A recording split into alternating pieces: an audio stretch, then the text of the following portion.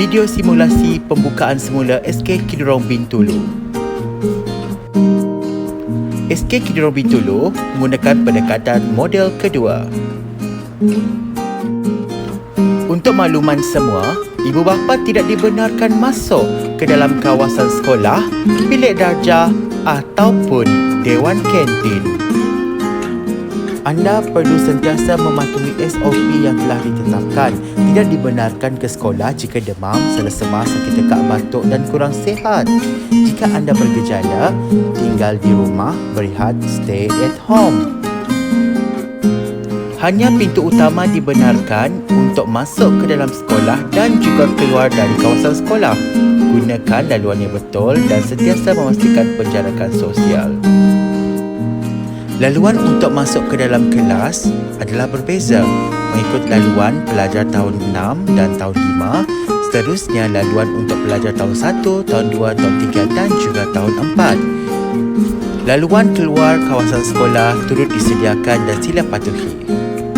Suhu badan akan diperiksa sebelum masuk ke dalam kawasan sekolah. Jika melebihi 37.5 Celsius, anda tidak dibenarkan untuk masuk ke kawasan sekolah.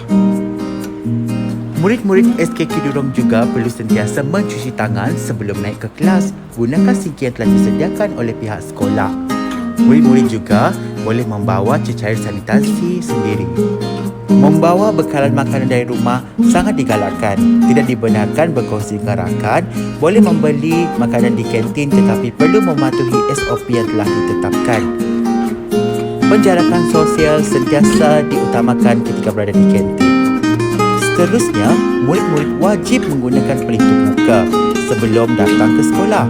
Bawa beg plastik dan buangkan pelitup muka yang telah digunakan dalam plastik tersebut. Apabila murid-murid berada di dalam kelas, pengajaran dan pembelajaran berjalan seperti biasa. Meja dan kursi disusun 1 meter. Jangan bergerak ke sana dan ke sini serta patuhi SOP telah ditetapkan. Untuk makluman murid-murid beragama Islam, bawa Al-Quran dan Iqra, sejadah, telekong, selipar dari rumah untuk mengelak kita berkongsi dari murid-murid yang lain. Sekali lagi diingatkan, semua laluan di dalam kawasan SK Kidurong adalah sehala. Dan murid-murid perlu sentiasa mematuhi penjarakan sosial yang telah ditetapkan ketika berjalan di dalam kawasan sekolah. Sila patuhi segala laluan yang telah disediakan. Mengekalkan jarak di antara rakan-rakan yang lain ketika menaiki tangga dan turun dari tangga.